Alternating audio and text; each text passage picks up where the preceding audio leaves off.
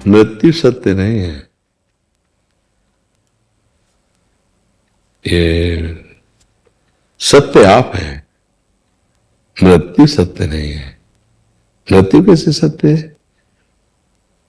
किस बात की मृत्यु? हमने अब तक एक ही बात सुनी और जानी थी कि मृत्यु सबसे बड़ा सत्य है। चिंता छोड़ो, चिंतन करो। और महाराज जी कह रहे हैं कि मृत्यु जैसी कोई चीज होती ही नहीं है। तर्क सुनिए। पंचभूत शरीर है, समय से जीव दूसरे शरीर में चला जाता है, अपने शरीर का त्याग करके दूसरे शरीर में चला जाता है, और ये शरीर अपने अपने तत्व में मिल जाते हैं, वो तत्व अपने तत्व में, तो सब ब्रह्म स्वरूप में मिल जाते हैं। मृत्यु कोई है नहीं, एक स्वप्नांतर है, एक स्वप्न से दूसरे स्वप्न में जाना। ऐसे ही समय अवधि है इस शरीर की, उस अवधि में शरीर का परिवर्तन होता है, उसी को हम मृत्यु कह देते हैं। शरीर छूटेगा ये बात है, शरीर असत्य है, इसका छूटना भी असत्य है। सत्य आप हैं, मृत्यु सत्य नहीं। पहले तो दिमाग में बैठा लें। व्यवहार में कहा जाता है मृत्यु सत्य है, वो किस लिए? कि तुम्हारा शरीर छूटेगा। मगर सत्य नहीं है। माया रचित शरीर, माया रचित मृत्यु, ये सत्य कैसे हो सकती है? सत्य तो सच्चिदानंद है, सच्चित आनंद, सच्चिदानंद रूपाय। कौन? भगवान, वो सत्य है। तुम कौन हो? भगवान के अंश, तुम सत्य हो। तुम्हारे अंश ही सत्य है। न ये स्थूल शरीर सत्य है, न सूक्ष्म शरीर सत्य है, न स्वभाव सत्य है, न इनका छूटना सत्य है। इनका छूटना भी सत्य नहीं, ये छूटे हुए ही है। जड़ चेतने ग्रंथि पड़ गई, यद्यपि मृषा, मृषा माने झूठी, ये कभी आप हो ही नहीं सकते। शरीर आप कभी हो ही नहीं सकते, शरीर से आप कभी बंधे ही नहीं। पर यह बात न जानने के कारण आपने अपने को शरीर मान लिया, ये झूठा, इसीलिए शरीर छूटा, ये भी झूठा।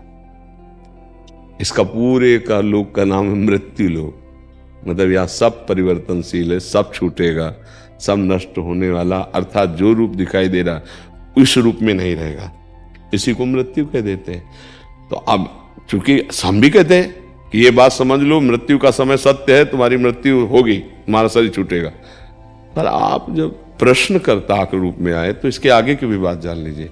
कहीं किसी की मृत्यु नहीं होती। कैसे? भगवान का अंश चैतन्य घन, उसकी मृत्यु होनी नहीं। पर पंचभूत मरते नहीं, आग आग में चली जाती, मिट्टी मिट्टी में चली जाती, वायु वायु में चली जाती, जल जल में। मरा कौन? केवल आकार बिगड़ गया, उसी को मृत्यु कहते हैं। और मृत्यु किसकी हुई?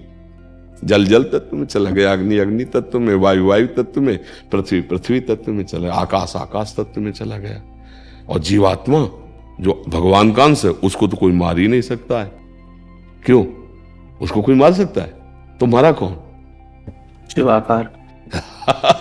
तो यही बात, मतलब अब चूंकि अध्यात्म के इस जगह प्रश्न हो रहा ना, नहीं तो हम एक शब्द में कह देते हाँ बिल्कुल मृत्यु सत्य, लेकिन सत्य नहीं। अब खुद अनुभव करके बताओ सत्य क्या? सत्य है श्री भगवान, और उनकी प्राप्ति के लिए हमें ये देह मिला है। अगर आप भजन ना करेंगे तो एक समय में ये शरीर छूट जाएगा, भजन कर लेंगे तो आपका काम बन जाएगा, शरीर तो छूट ही जाएगा। जी हां, तर्क इतना दमदार है कि अगर इसे किसी वैज्ञानिक ने दिया होता तो आज देश और दुनिया के न्यूज चैनलों पर कोई दूसरी खबर नहीं होती। श्रीहरि प्रेमानंद जी महाराज से जब किसी ने कहा कि मृत्यु सबसे बड़ा सत्य होता है, लेकिन फिर भी ये सोचकर डर जाता हूं, तो महाराज जी ने कहा कि किसकी मृत्यु? मृत्यु सत्य नहीं है। आत्मा कभी मरता नहीं, वह तो परम सच्चिदानंद स्वरूप है। और पंच भौतिक शरीर पंचभूत में मिल जाता है, तो फिर मृत्यु किसकी हुई? मृत्यु तो होती ही नहीं है। अब जरा विचार करके देखिए, जब किसी की मृत्यु होती है तो उसे चाहे जला दिया जाए, चाहे जमींदोज कर दिया जाए, वह शरीर मिट्टी, हवा, पानी और आग में मिल जाता है। आत्मा सार्वभौम है, तो वह कभी मरती नहीं। तो क्या महाराज जी ने मृत्यु को जो खारिज कर दिया, उस सत्य से हम पहले भी परिचित नहीं थे? और उसके बाद भी बड़े बड़े विद्वान ये नहीं कहते लिखते आए हैं कि मृत्यु एकमात्र सत्य है, या कि सबसे बड़ा सत्य है, या कि एक दिन तो सच का सामना सबको करना ही है। सोचिए, जिसका कोई वजूद नहीं, उसके बारे में सोचकर हम कितने परेशान होते रहे हैं।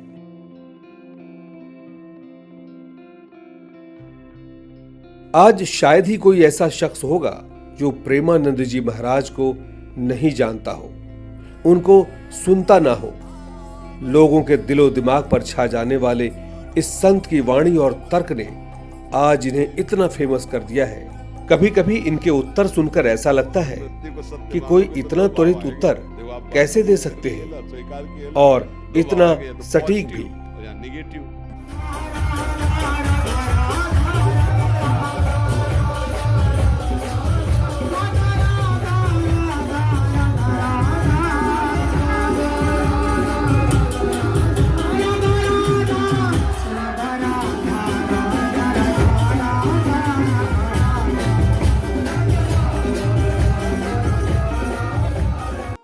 वही इनकी करुणा भरी पुचकार सुनकर ऐसा लगता है कि कोई मां भी क्या गलती करने पर ऐसा प्रेम बरसा पाएगी जितना महाराज जी बरसाते हैं। समस्त द्वंद्वों पर विजय प्राप्त किए हुए स्वयं भागवतिक स्वरूप में स्थित, तभी तो होगा, तभी उसी के द्वारा तो गुरु मंत्र प्रकाशित होगा जाके।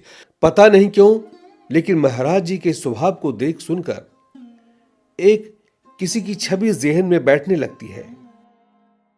वही स्पष्टता, वही धैर्य, वही सहज स्वभाव, वही प्रेम युक्त व्यवहार। खूब नाम जप किया जाए और ये सब बातें छोड़ी जाए कि हम कैसे तुम कैसे।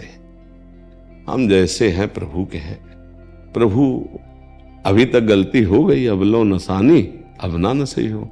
अब जब से जाना, आज से सुधार किया तो भगवान कह रहे मैं संभाल लूंगा, तुम चिंता मत करो। योगक्षेमम बहम में हम चिंता छोड़ो, चिंतन करो, राधा राधा राधा। हम बुरे हैं तो प्रभु के हैं, भले हैं तो प्रभु के हैं। हो सकता है कि हम और बिगाड़ कर बैठे, लेकिन बहुत अच्छे अस्पताल में भर्ती हो गए हैं। अब हमें ठीक ही होना पड़ेगा। मनुष्य शरीर मिला, सत्संग मिला, नाम जप मिला, तो हमारा मन हमको और गलत करने की सिखाएगा, गलत ले जाएगा, और भगवान बचाएंगे, वो हमें शुद्ध करेंगे। अगर वो हमें ना चलावे तो हमारी ताकत नहीं कि हम एक कदम चल पाए। तो हम उनकी तरफ देखें, अपनी तरफ काहे को देखें। छोड़ो अपना चिंतन, प्रभु का चिंतन करो, प्रभु का भरोसा, और खूब कर्तव्य कर्म करो, खूब मेहनत करो, धर्म कर्म करो। जन्म मिला है मनुष्य शरीर, खूब मेहनत के लिए मिला है, कायर बन के बैठने के लिए नहीं मिला। खूब मेहनत करो और नाम जप करो और डरो मत। शरीर एक बार ही छूटेगा, 100-200 बार तो छूटना नहीं है। और शरीर छूटने में हमें डर इसलिए लगता है कि अब हमने इसको अपना मान लिया, इसी से हम सारे भोग भोगते, लगता है यही छूट गया तो हमारे पास रह क्या गया, अज्ञान के कारण। क्योंकि हमने इसी को अपना सुख का साधन बनाया है। इसी से पत्नी है, इसी से पुत्र है, इसी से रिश्ते, इसी से नाते, इसी से पद है, इसी से भोग सामग्री।